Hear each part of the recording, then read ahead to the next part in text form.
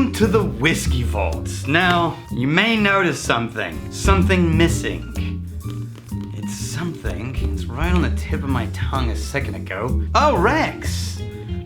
So you remember a few days ago Rex was saying, yeah, his kids were sick, my kids were actually sick too. It seems to have caught up with him, and he couldn't make it today. So, part of me thinks, poor Rex, he was taking care of his kids, and he caught their bug because he was being so selfless that he wouldn't distance himself from them. The other part of me thinks, we were doing Canada Week, and Rex all of a sudden got sick and couldn't make it. I'm not really sure whether this is real or not. So guess what we're gonna do? We're gonna pause Canada Week, and we're gonna resume on Friday when I know he'll be well enough to join. And in the meantime, I'm going to review 2 whiskeys that I've just really been excited to review. Rex will unfortunately have to miss out on this round. So both of these were brought to us by the fine demigod, Brad Leclerc. So first things first. Are you ready for this? I don't think you're ready for this. This is the Ardbeg 1815. This is bottle 324 of 400 bottles, by the way. What happened was, back in the 70s, Ardbeg distilled this spirit, and it sat for 33 years in casks. It was distilled, they had it in bourbon and sherry casks, and then around the time it turned 33, they moved it into glass in 2008 to sort of keep anything from changing. It had reached a point that they liked it, but they wanted to do a special release, and so they moved it into glass. It sat there for 8 years, just kind of waiting for its moment to shine. And then Mickey Head finally decided this was the year that was distilled between 1974 and 1975. Whoa, hey, that's some good stuff right there. Now, we tried this with Brad at the grand opening, sort of secretly in my office. And my memory of this, one moment. Oh, yeah. Oh, yeah. My memory of this was that it was the least Ardbeg smelling thing at first I'd ever smelled from Ardbeg. It reminded me more of Glendronach and Aberlour on the nose than it did of Ardbeg. Now that was at first.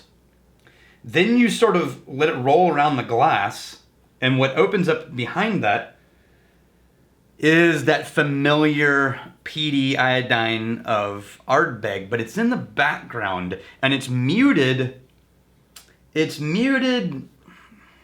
how would you say? It's hard to explain this in music terms, but there's a sound when you're recording vocals in a recording studio when you're talking like this in a normal room, and then you step into a vocal booth and shut a door, and there's this density and closeness to your voice, and it feels like you're talking with your hand right here in front of your face.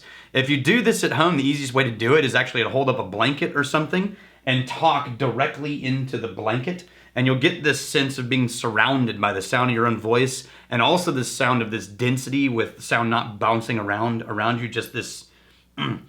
What's weird is that feeling of your voice in a vocal booth is the same way I feel with the nose of this whiskey. It's got this dense closeness, and everything's muted. All the sharp, shiny, brittle edges are muted, but it's not boring at all.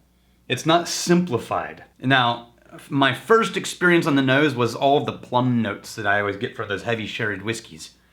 But the longer you live with it, the more you start to get that meaty, salted characteristic of Ardbeg. This sort of, yeah, like, you know what it reminds me of? Maple glazed smoked ham. If you ever, at Christmas, if you did smoked ham, but with the maple glaze on the outside, you got slices of that, and you get that sort of salty, smoky texture or taste in the ham, but then you get the maple glaze on the outside. There's sort of that sweet, salted meat. But the longer you sit in it, the brighter it gets. So, at first impression is the dense, heavy closeness, but over time, you acclimate to that, And there's some brighter notes in there. Mint is the wrong word, I feel like, but there is something that's almost like a fresh herbal note. All right, we're gonna try it now.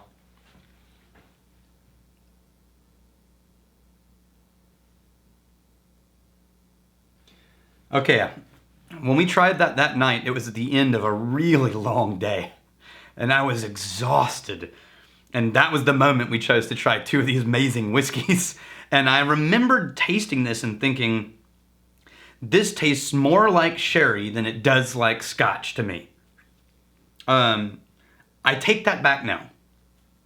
Right now, it actually does taste like a full-fledged, rich, slightly briny Ardbeg scotch. But man, I understand why my first impression was this is more sherry than whiskey. It's just high proof. Is that the first thing to hit is all of the heavy, rich, fruity notes. But the nose makes it kind of spicy at the same time. Oh man, I haven't given tasting notes this in depth without getting interrupted in ages. It's all Christmas. This is a Christmas whiskey. This is the most Christmas whiskey I've tried beyond some of the... That's what it is, okay. So there's this sort of walnut note that shows up in some Dalmores and some of, well, just certain whiskeys. There's a slight walnut waxy taste, and I'm getting it in this mixed in with the plum. So it's like a dried fruit dessert at Christmas, but with walnuts. Brad, you're a demigod for a reason, my friend. This is glorious. I'll make sure that we hide this so that whenever you're here, we can partake together. Let's look at some comments since Rex isn't here to do it.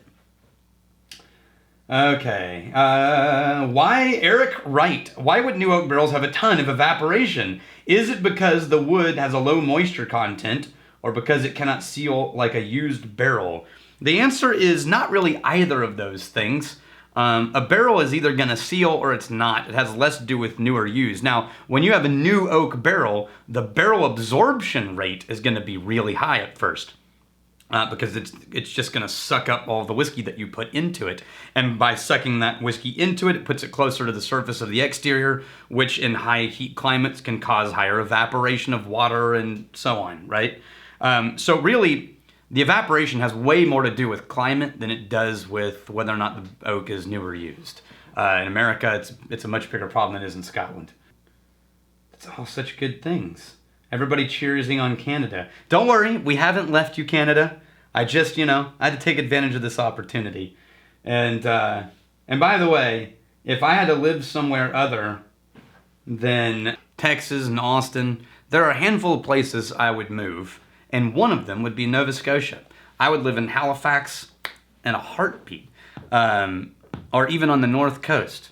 I love that whole area. So, oh man, I just keep coming back to this whiskey because it's so good. I think I may need a private moment with this whiskey. I tell you what, I'm going to carry on here for a little longer. You guys, it's been good to hang out with you today. It's weird without Rex, isn't it? All right, well, I think I've had all the fun I could stand. Until tomorrow, may your crazy stay this side of legal, and may you return before we have time to miss you. Cheers. Hey, thanks for hanging out with us in the Whiskey Vault. Don't forget to throw in a like, hit that subscribe button on the bottom right, and drop a question or comment down below.